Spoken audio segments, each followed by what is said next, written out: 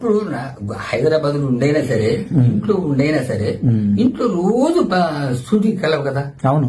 రోజు ఎవరో ఒకళ్ళతో మాట్లాడరు కదా. అవును.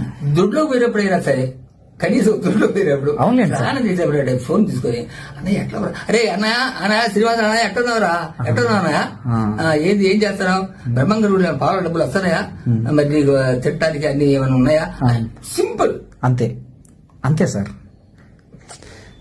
అనుకుంటాము. అంతేగాని ఎప్పుడైనా పలకరిస్తానికి అంటే ఒక్కటి అందరం పోయాం, ఎవరు లేరు. మా అన్నయ్య వాళ్ళు, మా చిన్నయ్య, మా పెద్దన్నయ్య, మా అక్కయ్య. సార్ ఇప్పుడు మీ తోడబుట్టిన వాళ్ళల్లో ఉంది మీరు, బ్రహ్మానందం గారు, అంతే అంతే. ఇంకా మీ తోడబుట్టిన ఆడపిల్లలు కూడా ఎవరు లేరు. నా కూతుళ్ళు ఉన్నారు, మా అన్నయ్య గారి కూతుళ్ళు ఉన్నారు. అదే అంటే మీ తోడబుట్టిన వాళ్ళు అంటూ మీరిద్దరే, మీ తల్లి సంతానం మీరిద్దరే ఉన్నారు. మేమిద్దరే ఉన్నాము. ఎప్పుడైనా వచ్చి వెళ్తా ఉంటారు సార్ మీ దగ్గరికి?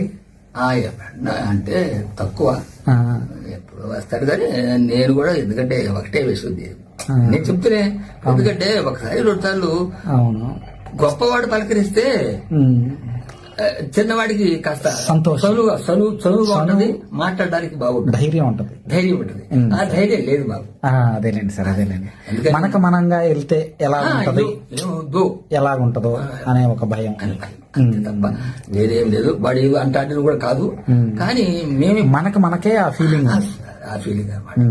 అంతే తప్ప అంటే పలకరిస్తారు. నువ్వు వచ్చి అన్నావు అనుకోండి, మీరు వచ్చారనుకోండి, మరి ఎంత ప్రేమగా ఉంటేనే కదా మరి. అవును, ఏదైనా లేదు. ఇప్పుడు నేను మాత్రం ఒక్కడే ఉన్నాను. ఇప్పుడు కాకపోతే బాధ ఏంటంటే, బాధ ఏమీ లేదు. ఏమన్నా ఎట్లా ఉన్నావురా అనా, ఆ ఒక్క మాట, ఆ ఒక్క మాటే సార్. ఏమనుకోండి, ఇది చూపించమారండి నాకు. ఎందుకంటే ఎట్లా ఉన్నావన్నా, ఏంది ఏం చేస్తున్నావు అంటే ఎంతో, అసలు డబ్బు ఎక్కర్లేదు, నాకు డబ్బులు ఎక్కర్లేదండి. వచ్చాడంట, నాకు తెలియదు నిన్ననో ఇవ్వడు. ఇప్పుడు నాకు బాధేసింది, నేనేం నడవలేను, పెట్టలేను. నడవగలుగుతాను కూడా చిన్నగా. ఎక్కడుంటాడు ఏమిటో, అది ఎట్లా పోవాలో ఏమిటి, అంతమంది జనాల్లో ఎత్తుక్కొని వెళ్ళాలి. వాడు రాకపోయినా రావడానికి వీలు పడదు, నా ఇల్లు బాధపడతారు. సమస్య అవును అవును. ఆయన ఇక్కడ దిగాడంటే అసలు ఈ రోడ్డు పట్టదు.